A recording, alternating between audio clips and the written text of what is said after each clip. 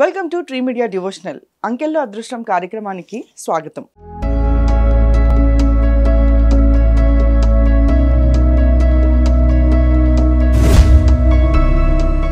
గురుగారు నమస్కారం. గురుగారు, అంకెల్లో అదృష్టం కార్యక్రమం ద్వారా మనం న్యూమరాలజీలో బర్త్ నెంబర్, డెస్టినీ నెంబర్ గురించి మాట్లాడుకున్నాము. అయితే బర్త్ నెంబర్ 4, డెస్టినీ నెంబర్ 9, మరి 4, 9 కాంబినేషన్ ఎలా ఉంటుంది? ఇది వచ్చేసరికి రాహు కుజుడు ప్రభావం ఉంటుందండి వీళ్ళకి. వీళ్ళకి చిన్నప్పటి నుంచి మనం స్కూల్లో చేరిన దగ్గర నుంచి వీళ్ళ ప్రవర్తన కనిపిస్తూ ఉంటుంటుంది. ఓకే, మనకి కొంతమంది మనస్తత్వం చిన్నపిల్లల దగ్గర నుంచి అర్థమవుతూ ఉంటుంటుంది. మీరు చూసారా, పెద్ద అయితే వీడు అలా అవుతాడు ఇలా అవుతాడు మనం అంటుంటా ఉంటాం. ఓకే, అట్లా వీళ్ళు చిన్నప్పుడు అర్థం అవుతుంటుంది. కొంతమంది వచ్చేసరికి పెద్ద అయిన తర్వాత అర్థం అవుతుంది వాళ్ళ వ్యక్తిత్వం కానీ అవి కానీ వీళ్ళకి స్కూల్ డేస్ నుంచి అర్థం అవుతుంటుంది. ఎల్కేజీ పిల్లల దగ్గర నుంచి అర్థం అవుతూ ఉంటుంటుంది. పిల్లల్ని గిచ్చటం, గెల్లటం, కొట్టడం, మరిపోతే ఆడి మీద వీడికి చెప్పటం, వీడి మీద ఆడికి చెప్పటం, చాడీలు చెప్పటం, టీచర్స్ వచ్చినప్పుడు మళ్ళీ కంప్లైంట్ చేయటం పిల్లల మీద, అలా పబ్బం గడుపుతూ ఉంటుంటారు వాళ్ళు. చదువు కంటే కూడా ఈ నాలెడ్జ్ ఎక్కువగా ఉంటుంటుంది.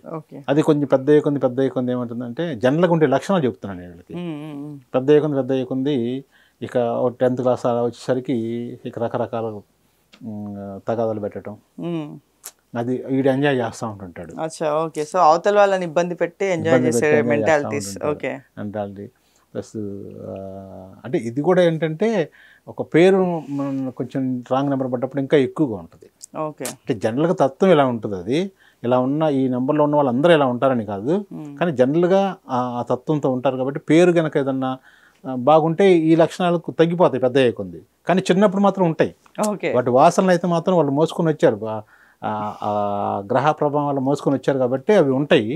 కొంచెం పెద్ద అయ్యేకొంది కొంచెం నేమ్కున్న పవర్ ప్రకారంగా, అంటే మన న్యూమరాలజీ పవర్ తోటి ఇవన్నీ కొంచెం మాసిపోతూ ఉంటుంటాయి. మాసిపోయి పాత నీరు పోయి కొత్త నీరు వచ్చినట్టుగా కొత్త లక్షణాలు, కొత్త అలవాట్లు, వాళ్ళ స్వభావం అంతా కొద్దిగా మారిపోతూ ఉంటుంటుంది.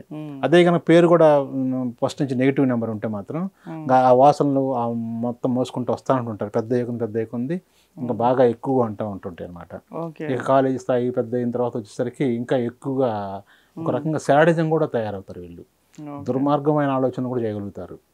అందరూ కాదు, మరి అందరూ ఈ నెంబర్ ఉన్న వాళ్ళందరూ చూసి దీని గురించి మళ్ళీ కామెంట్లు ఏదైనా పెట్టొద్దు. దీనికి సంబంధించిన న్యూమరాలజీ ప్రకారంగా బాగలేని వాళ్ళకే ఇలా ఉంటుంది అనమాట. దీనితోటి వీళ్ళకి ఏముంటుందంటే ఎప్పుడైతే ఈ నేమ్ కరెక్ట్గా లేకుండా న్యూమరాలజీ ప్రకారంగా బర్త్ నెంబర్, డెస్టినీ నెంబర్ సరిగా లేనప్పుడు వీళ్ళకి సంబంధించిన గృహ నివాసం కూడా వాస్తు కూడా అదే రకంగా తయారవుద్ది. అలాంటి ఇళ్ళలోకి వెళ్ళిపోతుంటారు వీళ్ళు. అలాంటి కుటుంబంలోనే జన్మిస్తారు బాగలేనప్పుడు. అది అందుకని అందరూ ఏం కాదు, అలాంటి లక్షణాలు ఉన్నప్పుడు, ఆ స్వభావం ఉన్నప్పుడు వాళ్ళే గుర్తు తెచ్చుకొని ఏంటి మనం ఎట్లా ఆలోచిస్తున్నాము అంటే మనకు జనరల్గా అర్థమవుతుంటుంది. ఇప్పుడు కూడా మనం ఒక